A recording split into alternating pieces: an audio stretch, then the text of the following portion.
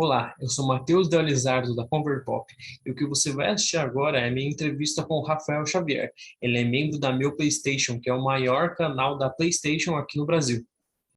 Boa tarde, boa noite, depende de quem tá, o horário que você está ouvindo agora isso. Meu nome é Rafael, eu faço parte da equipe do Meu PlayStation, o maior portal sobre PlayStation da América Latina, e eu estou aqui para conversar com o Matheus sobre jogos, violência e, enfim, adentrarmos um pouco nesse papo. É isso aí. Para começar, qual foi o seu primeiro contato com videogame que você lembra de ter na sua vida, assim? Meu primeiro contato com videogames foi, eu digo que foi antes mesmo de eu nascer até. Meus pais, a primeira compra de casado dos meus pais foi um Mega Drive. Eles se casaram, se não me engano, em 95, 94, por aí. E quando eles se casaram, eles juntaram uma grana e compraram o Mega Drive. Na época que Mega Drive, sei lá, tinha Sonic, Street Fighter 2 e Tetris. Então, antes mesmo de eu nascer, eu nasci em 97, meu contato com videogame sempre foi muito próximo. E assim, nasci, né, e cresci na minha família. Meu pai e minha mãe sempre gostaram de jogar videogame, e depois de um tempo a gente teve o PlayStation 1 e foi, a partir daí, então, foi ladeira abaixo, né? PlayStation 1, PS2, PS3, mas o PlayStation 1 e o Mega Drive foram meus primeiros videogames. Meu primeiro contato foi muito novo até, eu acho que, sei lá, eu devia ter meus 5 anos de idade, 6 anos de idade, eu já assistia meu pai jogando, meu pai deixava o videogame no nosso quarto, só que eu e meu irmão a gente não jogava tanto assim, a gente esperava meu pai chegar da faculdade à noite para ele ligar o videogame, ele jogar e a gente ficar assistindo ele jogando. Era a nossa forma de dormir. E assim, só o jogo tipo de terror, Resident Evil, Silent Hill, só jogo que era violento, tinha uns temas meio assim pesadinhos e tal, mas meu pai começava a jogar, uma hora depois estava eu e meu irmão capotados na cama, porque a gente gostava muito do ambiente de ter o nosso pai ali do lado jogando, né? E com essa idade foi que eu comecei a me aventurar, assim, a jogar um pouquinho. Jogava coisas mais fáceis, tipo jogo de esporte, jogo de futebol, que eram comandos mais, assim, acessíveis e até mais práticos de você executar dentro do game. Mas a partir daí, então, a gente vai jogando, vai descobrindo novas coisas, vai explorando. Então, eu diria lá que meus 6 anos de idade eu já sabia jogar algumas coisas, já sabia jogar bem e tinha esse contato bem próximo do videogame, não somente jogando, mas também assistindo e vendo meu pai, meu irmão jogando, que eu gostava bastante de assistir também. Eu achei bem interessante isso que você falou, de você se juntar com seu irmão, seu pai para assistir, porque isso proporcionou um momento em família que ficou importante para você. E isso em memória afetiva molda bastante o seu crescimento e tal. Sim, é exatamente isso. Aí eu tenho muitas memórias boas assim da minha infância, em que eu sempre fui uma criança que gostava de praticar esporte, que gostava de sair na rua e tal, mas ao mesmo tempo também gostava de ficar em casa jogando videogame com meu pai, ou com a família e tudo mais.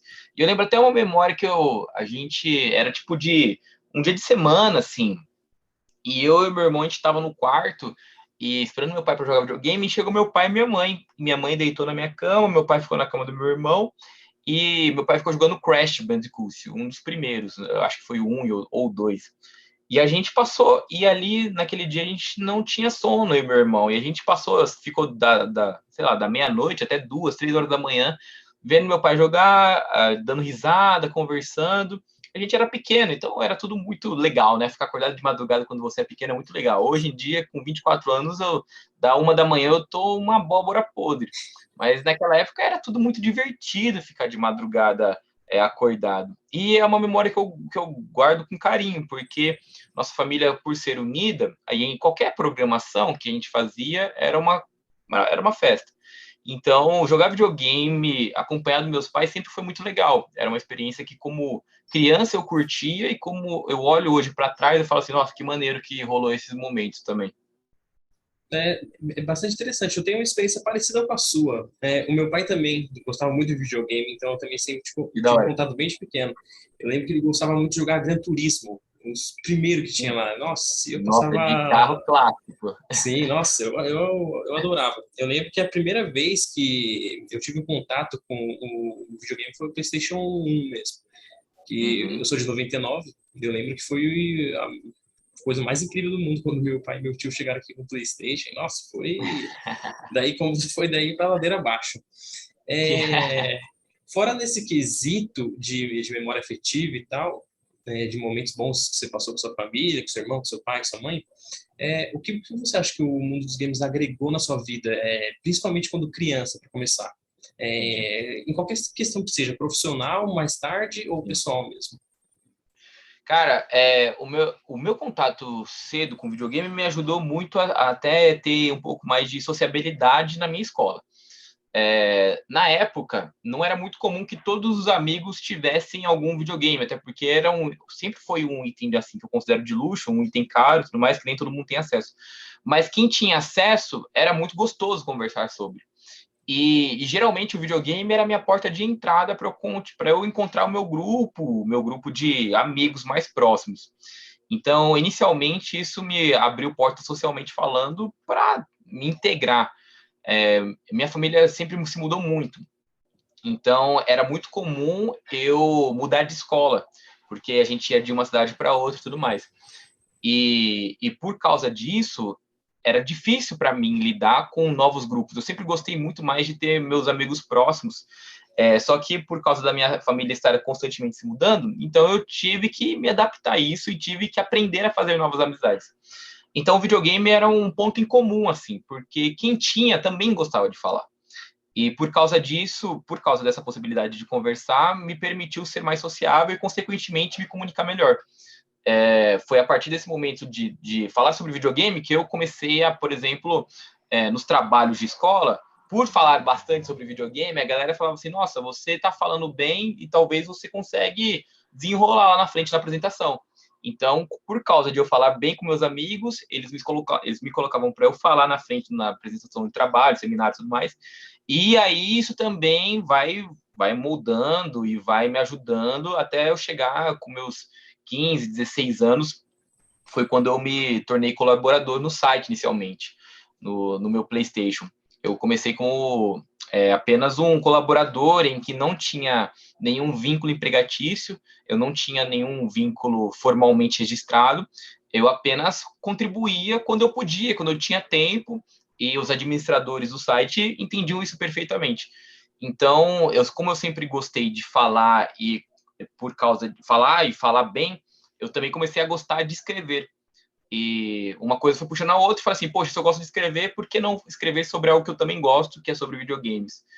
E isso possibilitou com que eu desenvolvesse esses recursos, essas ferramentas na minha vida. Então, por causa do videogame, inicialmente, eu comecei a me comunicar melhor. E por causa dessa comunicação, eu comecei a entrar principalmente nessa parada dos videogames. Falando especificamente sobre, por exemplo, profissionalmente e até mesmo no meio social. Mas eu posso citar também coisas físicas. Minha coordenação motora é muito boa. Eu aprendi muito fácil a tocar instrumentos. E todos os meus professores, eles falavam assim, nossa, mas você pega as coisas muito rápido. Por causa do videogame. O videogame ajuda demais na coordenação motora e principalmente na atribuição no funcionamento de várias atribuições do cérebro. Geralmente a gente faz aquela brincadeira de que o homem só trabalha por caixinhas, né? Enquanto que as mulheres são multifuncionais, trabalham ao mesmo tempo. Mas homens que jogam videogame têm uma facilidade maior de lidar com várias funções ao mesmo tempo. Então, quando eu fui aprender a tocar violão, por exemplo, eu já tinha uma boa coordenação motora entre os dois braços, em você fazer os acordes da mão esquerda e você fazer o ritmo da mão direita. Porque, querendo ou não, no videogame você precisa usar as duas mãos para executar os comandos corretos também. A mesma coisa para ritmo de som, a mesma coisa para outros instrumentos que eu também tentei tocar. Então, a coordenação motora sempre foi algo afiado assim para mim. E também reflexo, é uma parada bizarra, mas eu sou muito bom em reflexo a tal ponto de me assustar com qualquer coisa. Então, se eu vejo algum flash assim, eu fico meio atento e qualquer coisa que cai, eu consigo pelo menos ser rápido o suficiente para pegar essa coisa no ar.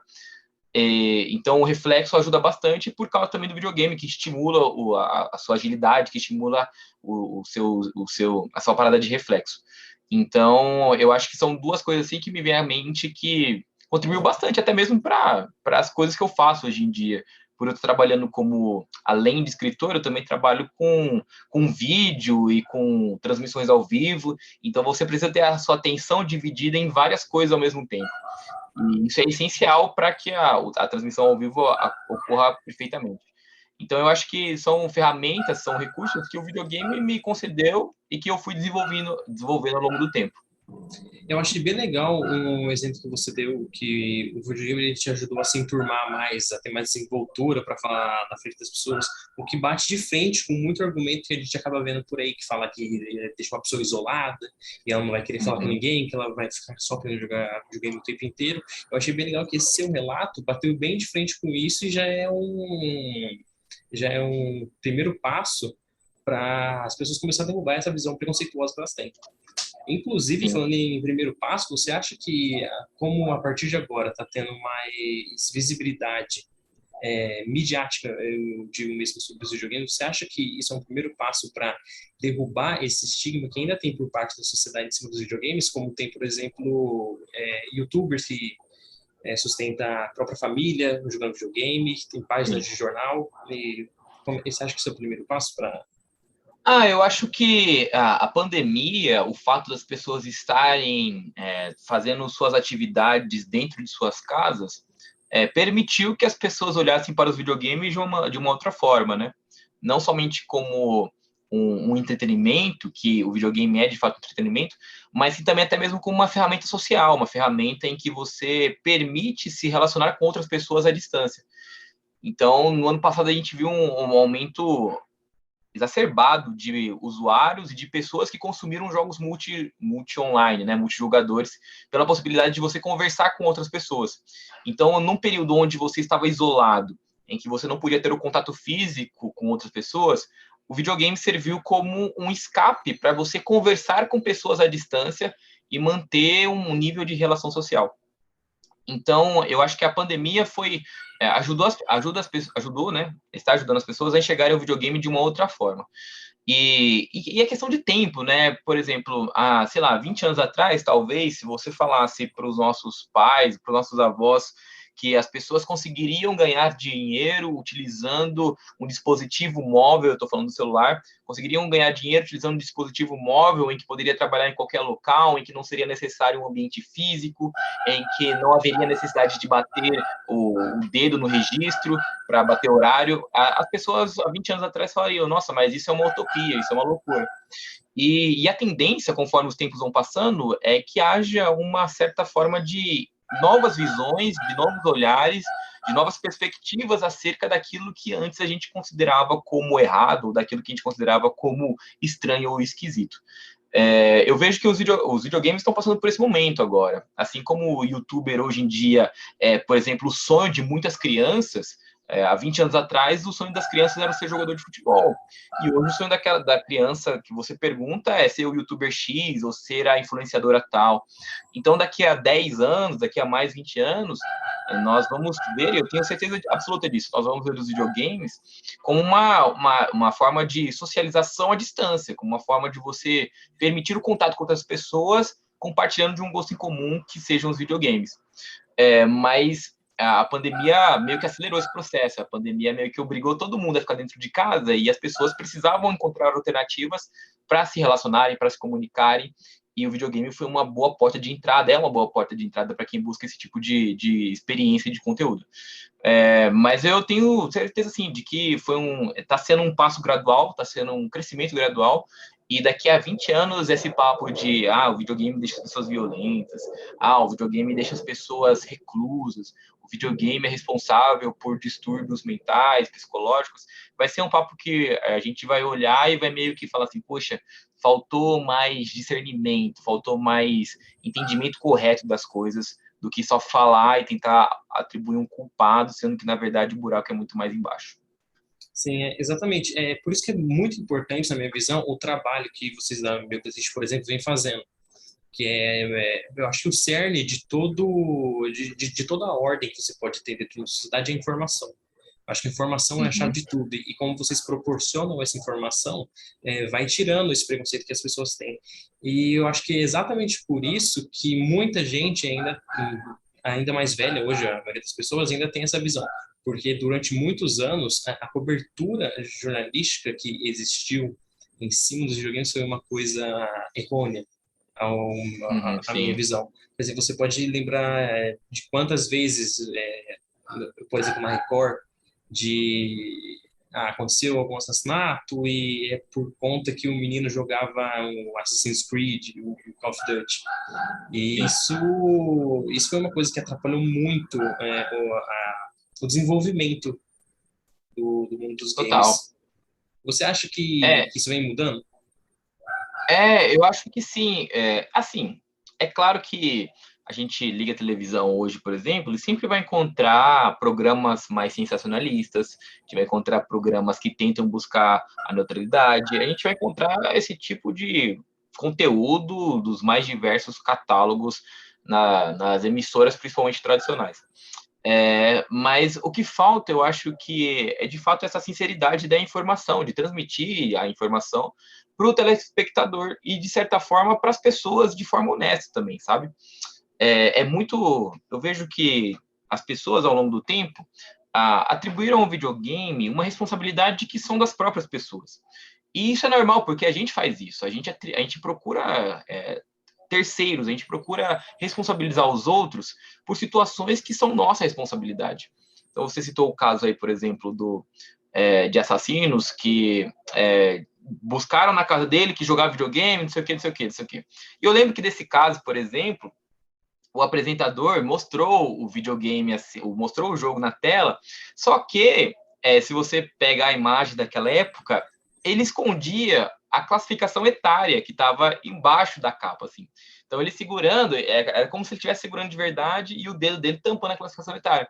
Porque eu lembro que a classificação etária daquele jogo era, tipo, 18 anos, e o moleque que assassinou os pais, eu não lembro direito o caso, tinha 17, tinha 16. Então, se a gente parar para analisar, poxa, o problema não foi o videogame que desencadeou no moleque, no menino, uma violência. Na verdade, ele tinha alguns problemas que precisavam ser tratados, que não foram tratados, que não foram percebidos. E quem sabe o videogame foi um gatilho. O videogame, talvez ele assistindo aquelas coisas, de certa forma, influenciou ele, despertou nele algum sentimento que as pessoas justificaram isso. Mas isso a gente está especulando, porque a gente não tem nenhum tipo de certeza. O que a gente sabe é que o videogame tinha uma classificação etária que, teoricamente, ele não poderia estar jogando aquilo ou jogando acompanhado, e que a responsabilidade daquilo que ele fez não foi por causa do videogame, mas sim foi por causa de problemas que ele precisava lidar, precisava de um acompanhamento profissional, de um psicólogo, ou até mesmo de psiquiatra, não sei, dependia de como era a realidade dele. Eu acho que hoje em dia a gente vê para a mídia, assim, e a gente vê mudanças porque são coisas sensacionalistas que não pegam mais. Hoje a informação ela está muito mais disponível em vários lugares e de forma meio que multifacetária, eu digo assim. Porque o apresentador que faz o programa na TV, você vê ele emitindo a opinião dele o tempo todo. E as pessoas mais velhas têm esse costume de escolher um programa no qual ele se identifica e aquilo que aquele cara ou aquela moça que está passando informação, aquilo é considerado como verdade. Hoje a gente vê um grupo a partir dos 30 anos, 35 anos para baixo, que tem muito acesso à informação de várias fontes. Então, a pessoa que diz uma coisa na televisão é facilmente corroborada ou é facilmente desmentida pela internet, porque as pessoas vão atrás de fontes, porque as pessoas vão atrás de outros lugares de informação. E por causa disso, é muito comum e é muito tendência nós vermos um novo olhar sobre os videogames, porque as pessoas vão questionar, as pessoas vão levantar questionamentos que aquela opinião está sendo emitida, o porquê daquela justificação, o porquê daquilo que ele está falando e está atribuindo a culpa dos videogames. Inclusive, já faz muito tempo de que eu não vejo um caso assim que fica repercutindo, falando, atribuindo a culpa aos videogames. Vai ser um caso ou outro vai talvez surgir e vai levantar esse papo de novo. E existem estudos que tentam correlacionar os distúrbios psicológicos com os videogames e tudo mais. E eu acredito que deva existir mesmo. Quanto mais informação é melhor para todo mundo.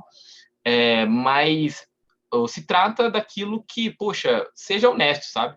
Pegue todas as informações, exponha ao público e deixe que o público tome a sua decisão. Eu conheço pessoas que decidem não jogar videogame porque acham que isso é violento, enquanto que eu conheço pessoas que jogam 12, 14 horas por dia.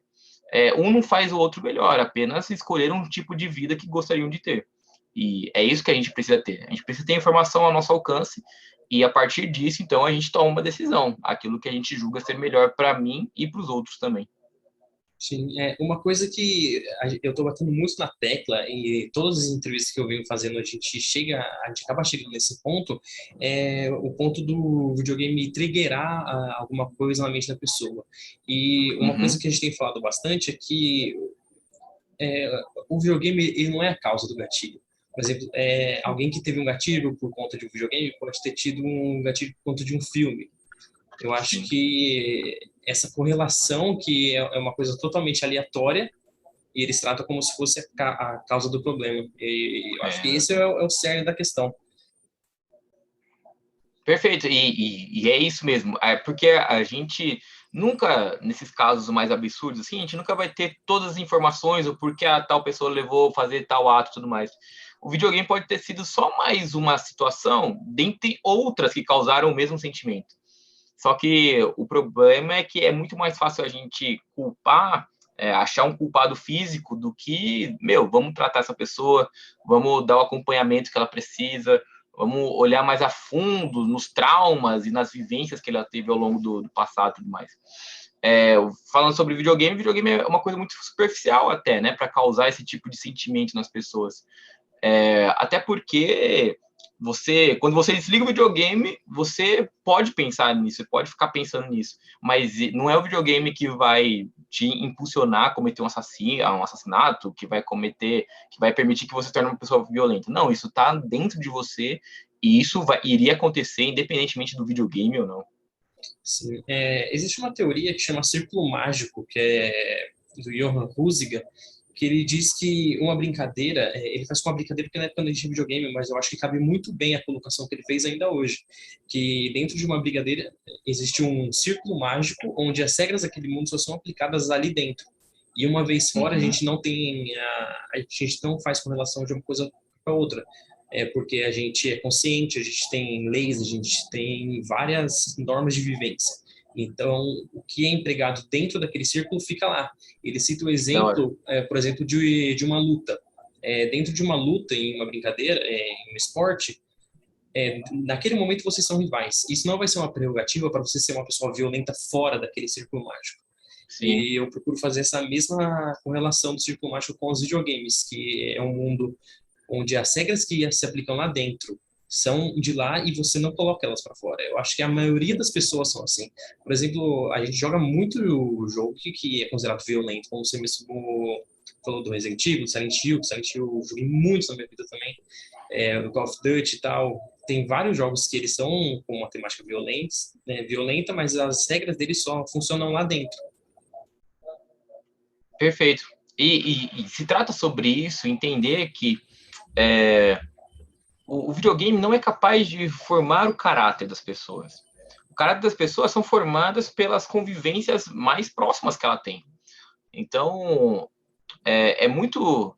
E isso é até mesmo um alerta para a gente, né? É muito comum a gente ver pai e mãe atribuindo ao videogame a responsabilidade da criação dos filhos. E, poxa, o menino cresce, ou a menina cresce jogando videogame nesse universo, e a tendência é que, de fato, ele cresça antissocial, porque ele não teve o contato com os pais. Só que, se o pai e a mãe têm um contato próximo com o menino, enquanto ele joga videogame, o videogame não é capaz de formar o caráter dele, porque o pai e a mãe são as proximidades, são os contatos mais fortes que ele tem.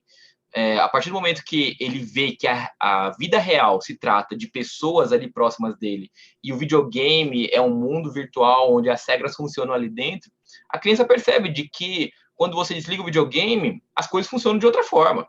As coisas não são como ela está controlando, ela não tem o poder de controlar as coisas, ela não tem o poder de matar alguém, ela não tem o poder de ressuscitar. Ela simplesmente percebe de que, poxa, eu vejo meus pais, eu sinto contato real com eles, e quando eles estão próximos de mim, eu percebo que são eles que me formam. Enquanto que o videogame é apenas uma forma de entretenimento, é uma forma até mesmo de educação, é uma forma, dependendo de como você utiliza, uma forma de reabilitação. Enfim, são possibilidades, são ferramentas que o videogame te dá, mas que não te obrigam e que não te formam a respeito de quem você verdadeiramente é. Sim, eu acho que isso cabe de exemplo para qualquer outra obra que você aprecia. Por exemplo, você gosta muito de um livro, isso de certa forma como você mesmo disse, não tem obrigação e não tem nem obrigação nem o dever de formar alguma coisa no seu caráter. Sim. Porém, eu acho que mesmo não tendo a obrigação nem o dever, você pode tirar coisas boas de uma história que Sim. hoje em dia o videogame não é só a jogabilidade e tal. Você acompanha uma história, tem muitos jogos que tem uma história que te faz colocar a mão na consciência e pensar várias coisas. Tem jogo, por exemplo, que te pune quando você é uma pessoa ruim dentro desse jogo. Por exemplo, Aham. o Red Dead Redemption, que é um dois, principalmente, que foi um dos melhores jogos que eu joguei na minha vida. Se você começar a agir como um louco lá dentro mesmo do jogo, ele vai ficar injogável. E Aham. você vai sofrer as consequências disso lá dentro mesmo. Eu acho que Sim. acho que isso foi uma ótima pegada. Tem algum jogo assim que marca algum ou alguns, fala como se você quiser, que tenha marcado muito você ao longo da sua vida? Cara, que tem me marcado muito é complicado, né? Porque a gente começa a trabalhar com isso, a gente começa a consumir todo tipo de jogo, e cada um tem um espaçozinho especial assim no coração. Mas assim, vou citar três para não ser injusto. Eu joguei bastante o The Witcher 3, 2015, no PlayStation 4. Joguei demais, foi o jogo que eu dormia no controle de tanto tempo que eu passava na frente do videogame jogando. Era uma época que eu só estudava, então eu pude aproveitar, né? Que só estudava e jogava. E me marcou muito porque a relação principal entre o personagem e o personagem principal, que é o Geralt, e a sua missão principal, que era resgatar a sua afilhada, que é a Ciri, essa jornada me emocionou bastante, porque quando ele finalmente alcança esse objetivo, quando ele finalmente encontra, você percebe na expressão assim, o alívio, sabe? E aquilo me fez refletir sobre até mesmo, sabe, a missão paterna, sobre a responsabilidade de um pai, sobre como os pais têm esse desespero incansável de superar inúmeros desafios em busca da proteção e da segurança do seu filho, da sua filha. Então, me tocou bastante, me deixou bem emocionado essa cena. Outro que me emocionou bastante foi um jogo de herói que foi, nossa, fui totalmente pego de surpresa, assim, do Homem-Aranha de 2018, o Marvel's Spider-Man.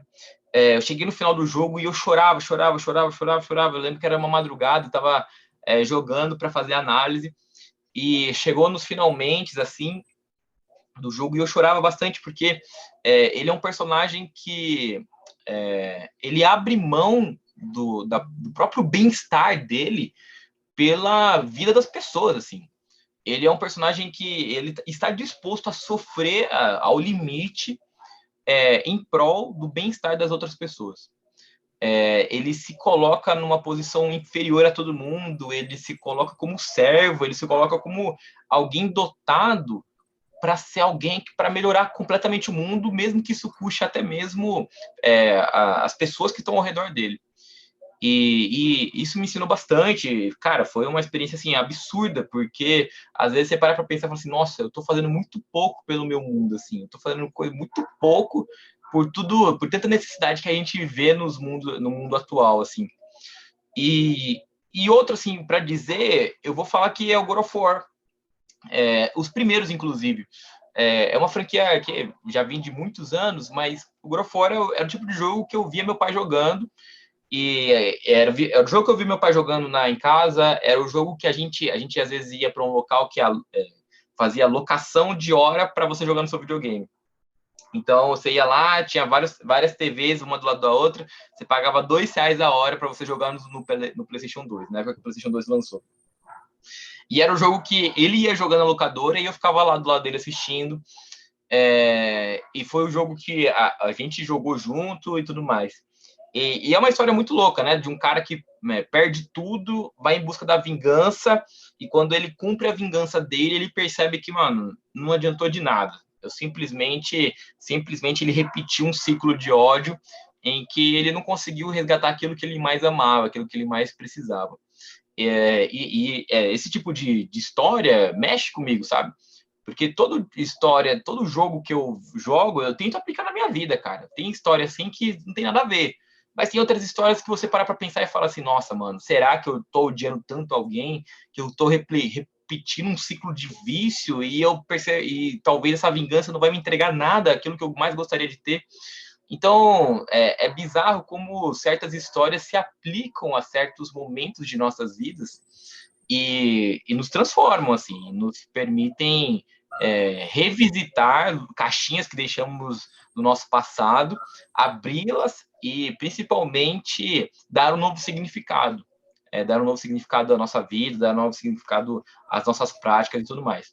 Então, eu poderia citar esses três aí, que são os que me vêm na cabeça, assim. Mas eu tô sendo injusto com vários outros jogos que eu tenho certeza que me marcaram. E se deixar, eu fico falando por 1 hora aqui de jogos que eu gosto pra caramba.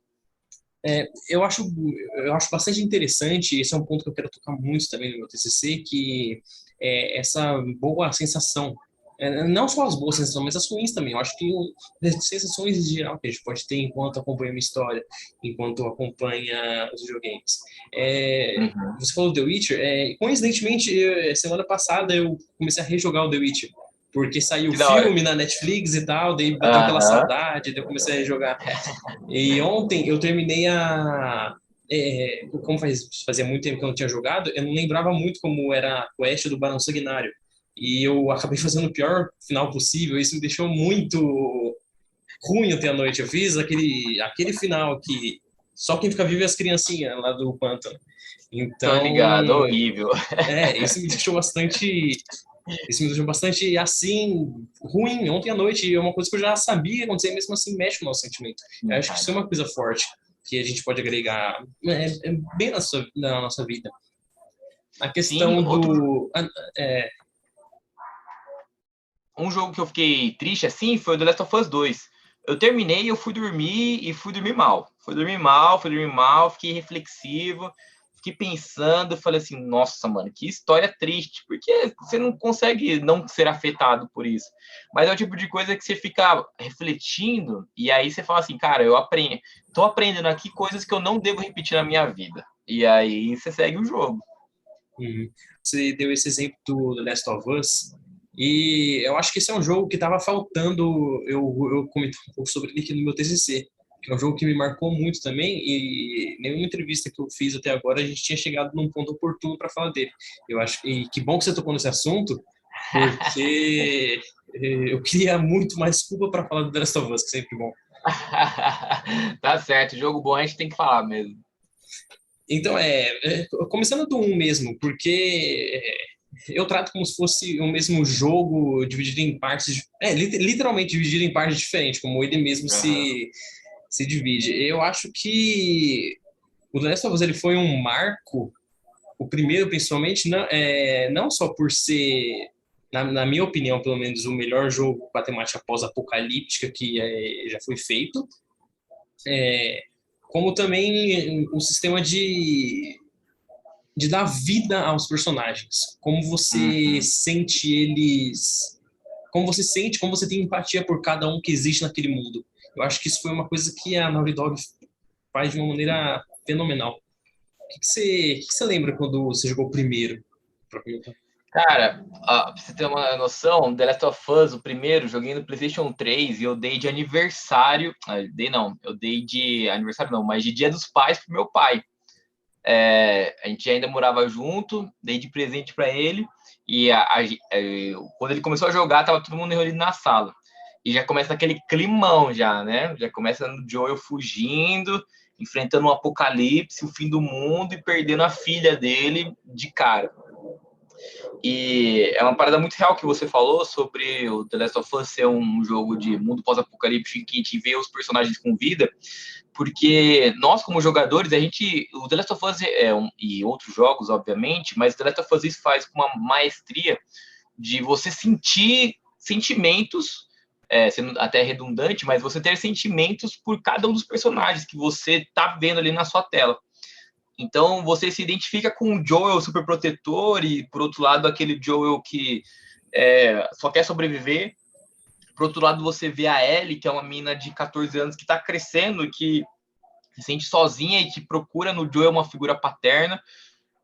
E aí você vai encontrando naquela jornada, você vai encontrando cada personagem e você nunca fica neutro com algum personagem. Ou você gosta, ou você odeia, ou você critica, ou você elogia. São personagens que te comovem, de qualquer forma. E eu acho que o The Last of Us ele faz isso propositalmente, é claro, mas ele faz isso de uma forma tão bem executada que é impossível a gente chegar ao final dele e não e dizer que não sentimos nada durante toda a jornada. Porque ali o The Last of Us ele cria uma espécie de mundo apocalíptico real. Um mundo apocalíptico em que a gente conseguiria imaginar em que o maior problema, às vezes, nem são as criaturas, os zumbis, são os próprios humanos. É a própria busca pela sobrevivência e que cada ser humano vai estar disposto a fazer. E o Joel é a representação máxima do que um humano pode fazer para sobreviver, mentir, matar, e mentir até mesmo para as pessoas que estão ao redor dele. O Joel mente para Ellie, depois de ele resgatá-la, de ele não conseguir abrir mão da vida dela para salvar a humanidade, e ele ainda mente para ela, porque esse foi o instinto máximo de sobrevivência dele. Ele não conseguiria sobreviver perdendo uma segunda filha. E o ser humano ele está disposto a tudo pela sobrevivência. Então, o The Last of Us é uma coisa que a gente olha e a gente consegue imaginar, fala assim, caraca, se de fato o mundo entrasse num colapso mundial a ponto de o ser humano ter que lutar pela sobrevivência, talvez eu fosse o Joel. Talvez eu fosse o cara que fizesse de tudo para sobreviver, inclusive mentir, inclusive matar as pessoas, inclusive, sei lá. Então eu acho que o The Last of Us faz essa comoção. E o The Last of Us 2, ele responde na mesma moeda. Porque enquanto o Joel faz de tudo para sobreviver, a Ellie, você controlando a Ellie, você faz de tudo para aplacar esse sentimento que te agoniza de vingança. É o sentimento que você quer resolver, que você não consegue lidar com a perda de alguém.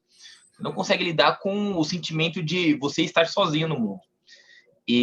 Meu, é muito louco como o fechamento acontece, né? Porque o fechamento acontece com a Ellie superando esse sentimento de luto, a ponto dela abrir mão daquilo que ela queria fazer.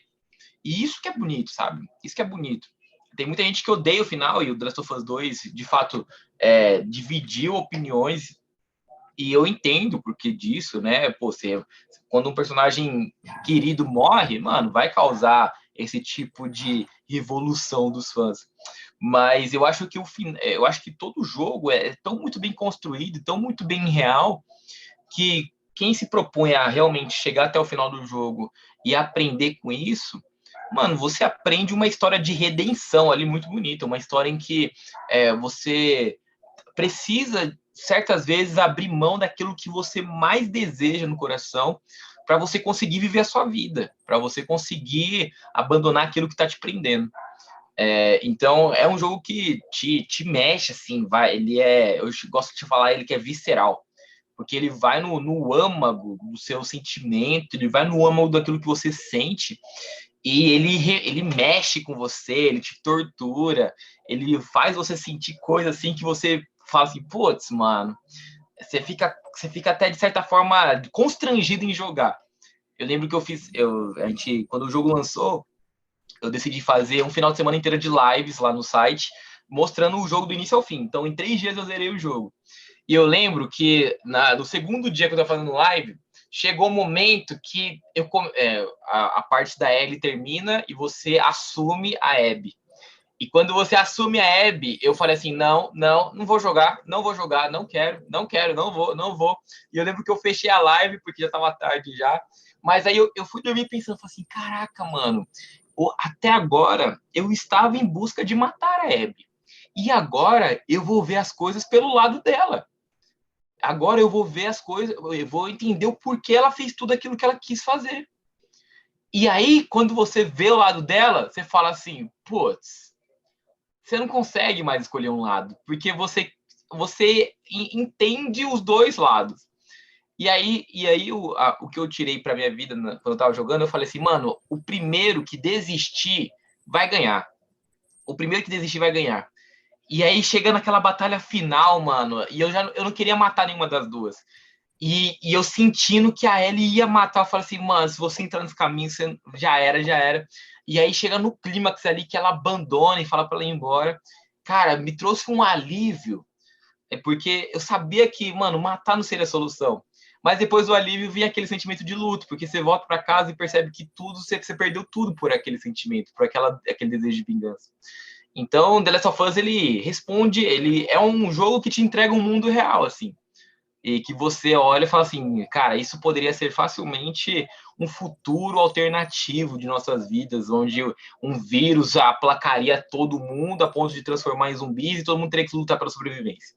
Então, The Last of Us tem uma franquia absurdamente marcante e memorável. Uma coisa que eu acho muito legal do The Last of Us, que isso vem desde o primeiro, é que ele não deixa situações dicotômicas, na maioria das vezes. Não existe claramente o bem e o mal. O 2 Exato. faz isso mais, mas o 1, desde o 1 você já percebe isso. Desde o 1 você já percebe que o Joel, ele não é um herói. Eu acho que você percebe isso na primeira vez que você joga. E Sim. ao longo do jogo você vai percebendo isso. E o final dele é aliviante com aquela certa cautela. Eu gosto como os dois jogos eles funcionam mais ou menos da mesma forma.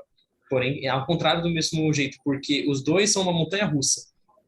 E do Aham, um, total. você vai, cada vez que você vai jogando um, você vai ficando mais feliz com a situação. O dois é Sim. completamente o contrário. O dois, quanto mais você joga, mais você se sente torturado, como você falou, visceral. A palavra que você usou foi perfeita. Você se sente mal jogando o 2. E eu amei muito isso, ver o lado da Abby também, mostrar que o pai dela era o médico que você matou, mas para salvar ele. Eu acho essa situação de complexidade muito real, que é igual no mundo real, não existe um vilão e um herói. Eu gosto muito que Sim. existem lados. E eu acho que isso foi uma coisa muito importante que o The Last of Us, que o The Last of Us abordou. Sim. E, inclusive, o final. O final, eu teve uns 3 momentos que eu quase parei de jogar o jogo porque eu tava me sentindo muito mal. Normal. O primeiro foi a morte do Joe. Quando o Joe morreu, eu já tava desconfiando disso, mas o jeito que foi me deixou muito mal. Eu fiquei com dor de cabeça É, de tanto chorar. putz, Depois mancada. depois quando a gente jogando com a Abby chega pra começar a bater na Ellie, eu comecei, mano, eu vou matar a Ellie? O que eu tô fazendo? Aham. E no final também, e no final, na luta final das duas, eu acho que esses foram os 3 momentos que mais arrancou a minha alma enquanto eu estava jogando. Sim. E eu acho que colocar essa complexidade foi o que causou, entre muitas aspas, muito dessa desaprovação que algumas pessoas tiveram com o jogo. Sim. Porque algumas pessoas, tipo, ninguém é obrigado a querer um jogo complexo, uma história super bem elaborada. Às vezes só quer ir lá e jogar e acabou. Ter sua recompensa que matar o Aham. vilão e já era. Você acha que isso é um dos motivos das pessoas não terem gostado muito do 2? E se não foi esse, qual você acha que é? Cara, eu acho que primeiro é sim questão de complexidade, mas eu também acho que envolve algo externo, sabe?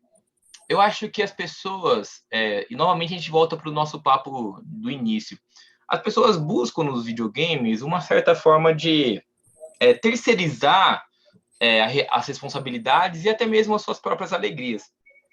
E hoje em dia a gente vive num mundo muito polarizado em que tudo que desagrada você busca justificar com alguma ideologia ou com alguma posição política. Então, eu vi muita gente reclamando de que o The Last of Us 2, por exemplo, era uma forma de manifestação ao comunismo, era uma forma de feminismo, de colocar o feminismo goela abaixo. E, sabe, são pessoas que não entendem, não sabem o que estão falando. Mas são pessoas que o tempo todo elas desejam responder situações complicadas com respostas muito simples. E o The Last of Us, como você falou, ele é um jogo que você não controla o herói em busca de salvar a princesa. Você controla um ser humano que está sobrevivendo. E ponto. E não tem certo e errado, não tem bem e mal. São o que as pessoas fariam para sobreviver. E por causa disso, talvez por causa do pensamento do primeiro jogo, a gente vê um Joel que, poxa, parece que ele é um herói, as pessoas confundem a função dele com um herói, as pessoas acham que no segundo jogo ele também seria imbatível.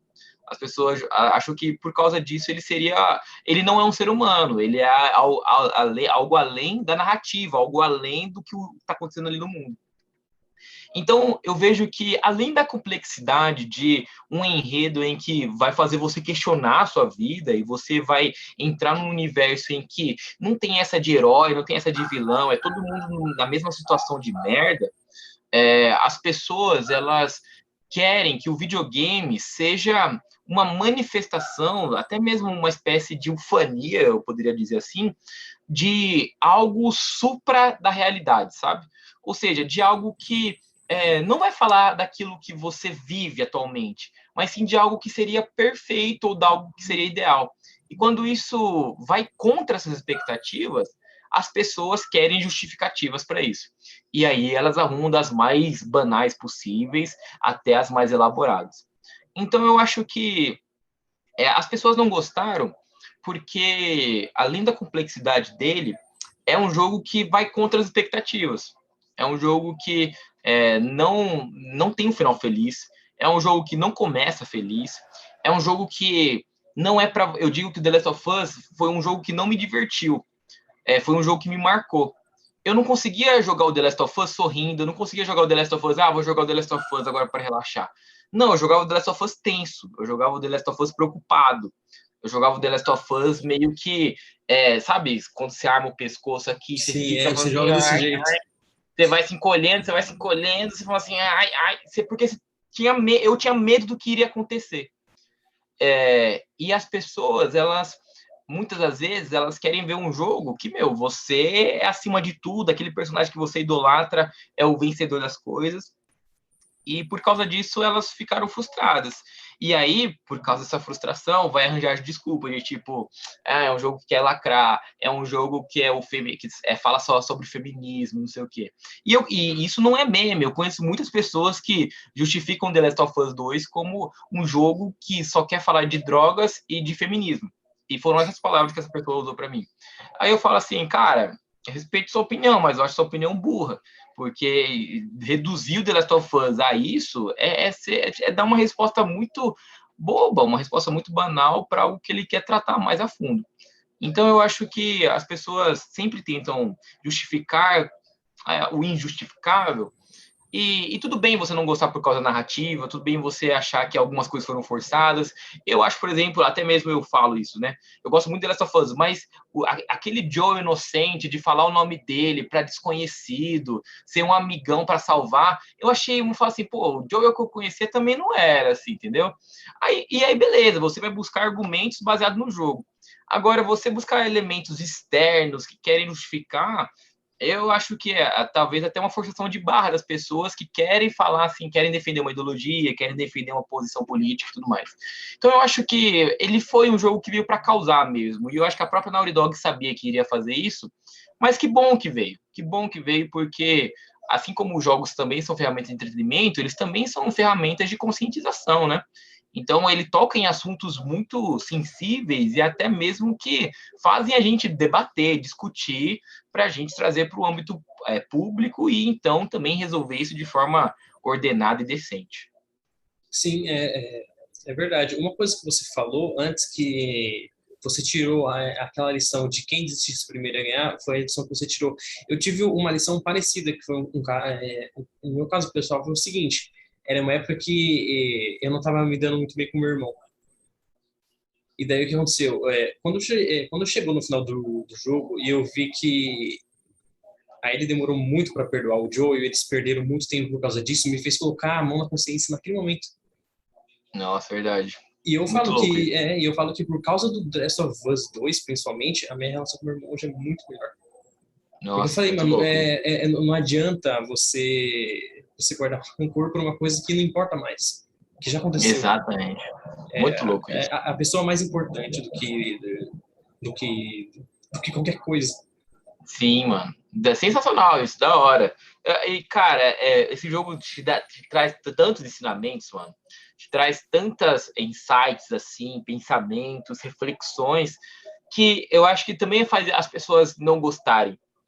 As pessoas não gostam quando elas são confrontadas. Ninguém gosta de receber um puxão de orelha, ninguém gosta de ouvir assim, cara, você errou naquilo.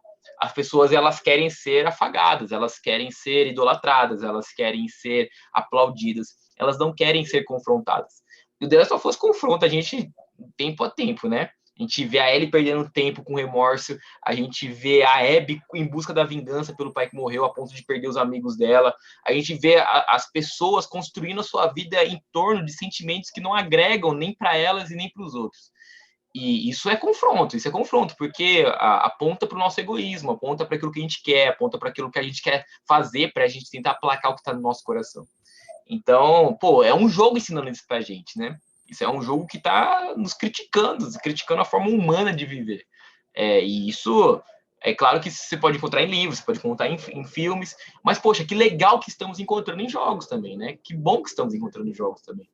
Sim, outra experiência que eu tenho, que inclusive eu já disse em outras entrevistas, mas eu acho que é bem cabível eu falar de novo aqui nessa, é que outro jogo que marcou muito minha vida e que me ajudou muito foi o Dark Souls.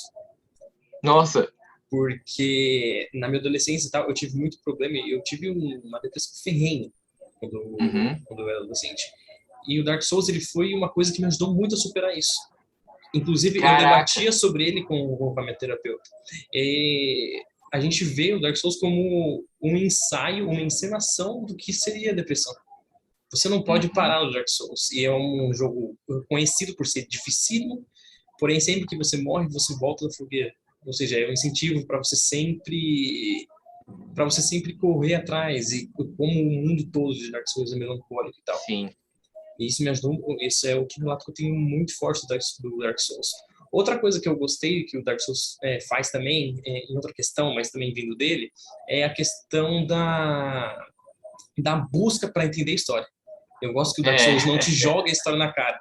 Eu gosto que não, você não, fique debatendo na internet, você faz aham, teoria, e eu acho isso uma coisa muito legal, que é um incentivo a um incentivo, é um jogo que não te deixa parado. É um jogo que te incentiva a exato. falar com outras pessoas. Cara, sensacional. Eu gosto também de toda a franquia Souls, eu joguei todos, joguei o Bloodborne, joguei o Sekiro, amo demais os jogos da From Software. E tudo que você falou eu concordo, mano. Jogabilidade, e a jogabilidade, inclusive, me deixou ser mais paciente. Tem hora que você bate na mesa, tem hora que você bate em você, e fala assim, nossa, eu sou muito burro. E é completamente normal. Mas ensina a gente a ter paciência, né? Porque com as tentativas consecutivas, com a repetição, com a aprendizagem do padrão, você percebe, cara, eu sou capaz de vencer esse desafio aqui. E é uma coisa que eu digo para mim sempre, não cabe na minha cabeça o fato de que eu não passo disso aqui. Não existe essa possibilidade. Se eles criaram esse desafio é para passar. E eu sou um cara que eu vou conseguir passar. Então isso ajuda a gente a desenvolver a persistência, a desenvolver a resiliência, a desenvolver a gente até mesmo a paciência para lidar com esse tipo de situação. E o fato da história, todo Dark Souls eu nunca entendi a história. Aí você vai atrás de vídeos, você vai atrás de gente comentando na internet, você fica lendo itens para entender a descrição dos itens. E aí eu chegava no final e falo assim, continuo sem entender, mas agora eu entendo um pouco mais. E é legal isso, sabe? Porque você percebe que a galera começa a debater em torno de um assunto porque é divertido, porque você tira horas para você ficar confabulando, para você criar teorias. E, meu, isso estimula a sua criatividade, isso estimula a sua forma até mesmo de se comunicar com as pessoas, para você envolvê-las numa narrativa, no storytelling. Então, o Dark Souls é muito legal. E eu coloco, além disso, o Dark Souls como eu coloco o Dark Souls como uma apreciação de arte. É como se eu fosse num museu em que eu fosse apreciar uma arte.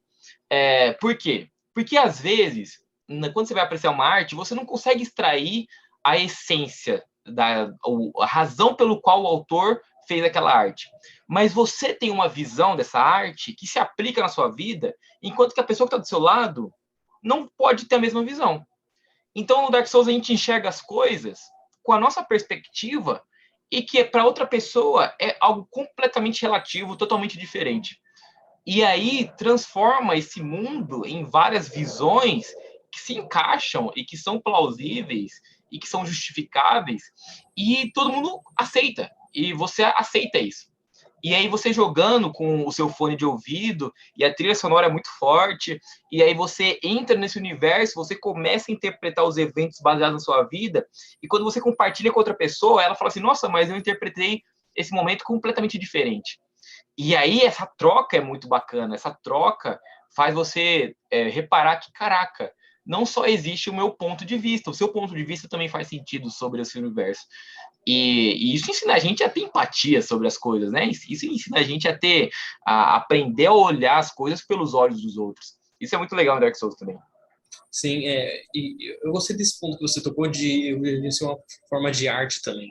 E daí, quando você falou isso, me veio na cabeça o Shadow of the Colossus, por exemplo.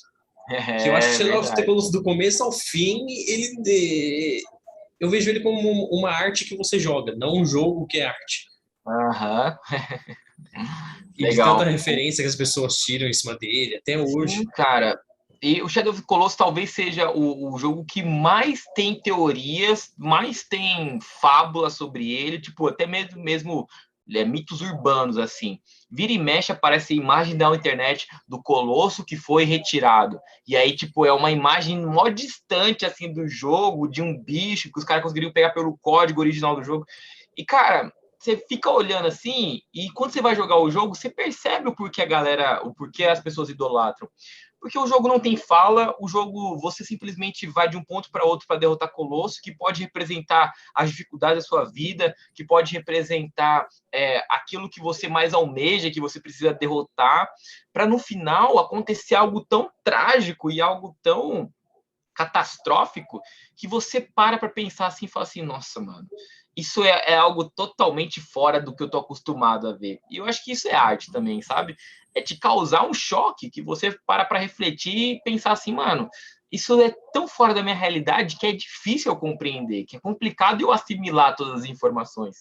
E é muito bacana quando você faz essa reflexão, porque você percebe que, poxa, existe algo além da minha bolha, existe algo além do que eu tô acostumado a mexer, existe algo além do que as coisas têm aqui. É muita coisa que o jogo ensina pra gente, inconscientemente, que quando a gente fala, a gente coloca pra fora, a gente percebe, a gente tem esses insights. Eu acho muito interessante isso, que ao mesmo tempo que a gente tem jogos como o Shadow of the Colossus, tem referência na vida real da Bíblia, até se você para pensar, Dark Souls, que tem uma história muito oculta, a gente tem outros jogos tão bons quanto, que são obras de arte que tem um estilo de storytelling completamente diferente. O que a gente Aham. acompanha a história 100% do que ela está acontecendo. Um exemplo muito bom disso é o Red Dead Redemption 2, Sim. que o Red Dead Redemption 2 eu acho que é de longe o jogo mais imersivo que eu já joguei na minha vida. Que você se sente totalmente dentro daquele mundo.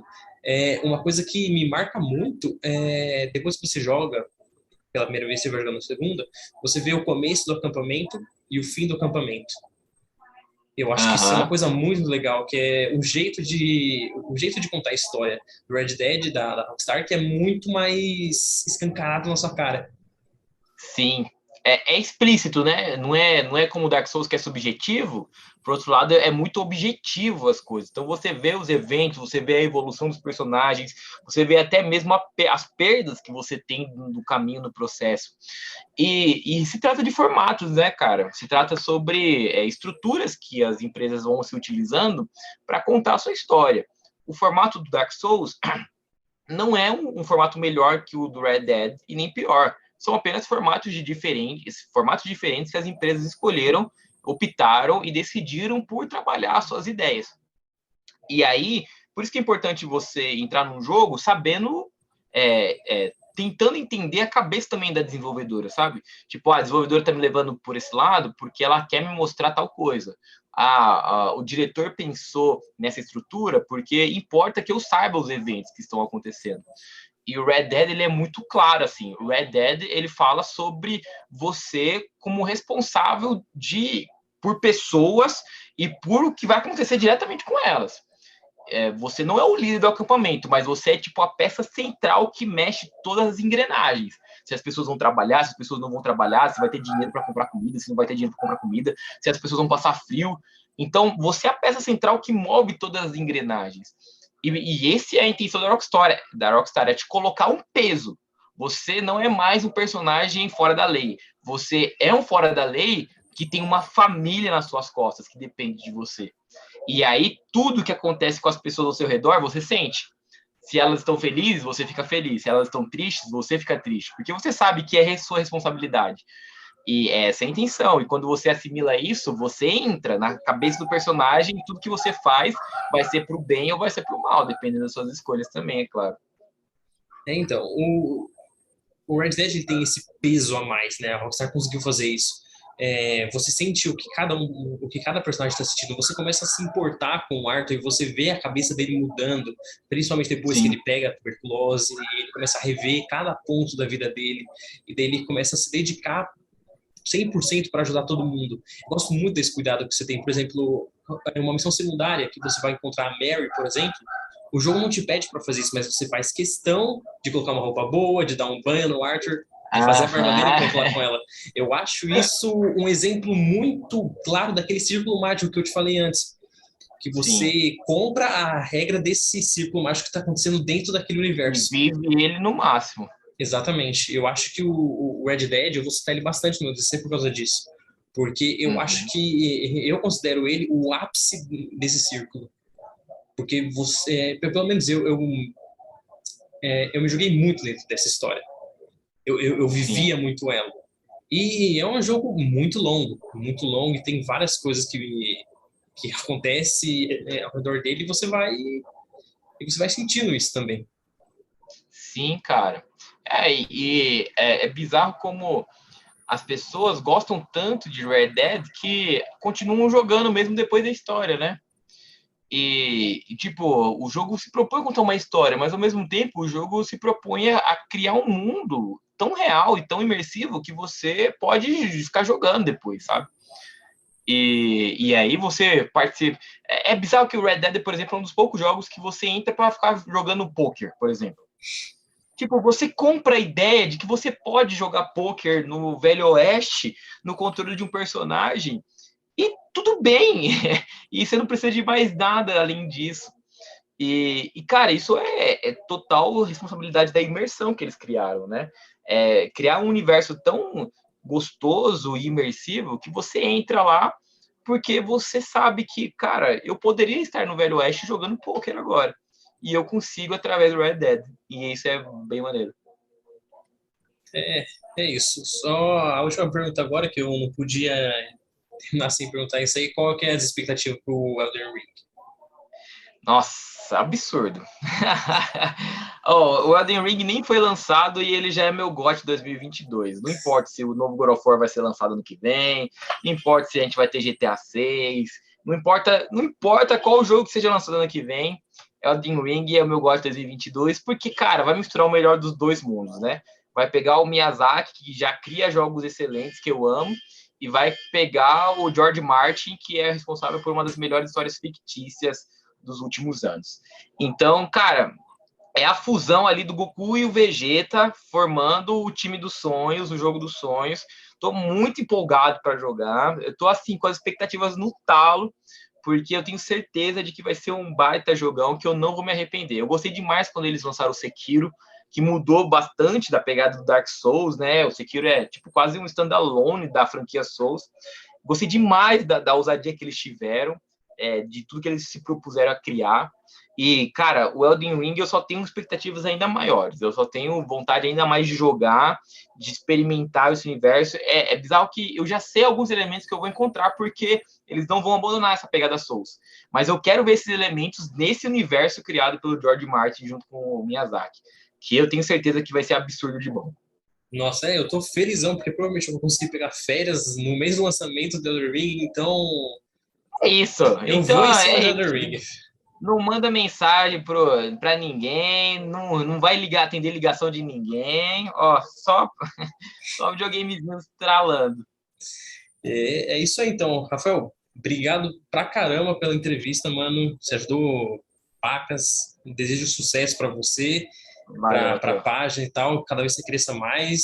E é isso aí, tamo junto, mano. Obrigado, obrigado de É isso, verdade. eu fiquei feliz demais pelo convite. Precisando, qualquer dúvida, você já tem meu WhatsApp, só mandar mensagem. Beleza, mano. Falou. Isso é uma pergunta. Vai ter live do Elden Ring, igual teve do Last of Vai, Us? vixe, com certeza. Vai ter live até platinar esse negócio. Certeza absoluta. Demorou, então. Falou, Rafael. Obrigado, viu? Obrigadão, Matheus. Você acabou de assistir a minha entrevista com o Rafael Xavier, da Meu PlayStation. Caso você queira ver mais entrevistas sobre o mundo dos games, é só você dar uma olhada aqui no site da Converpop.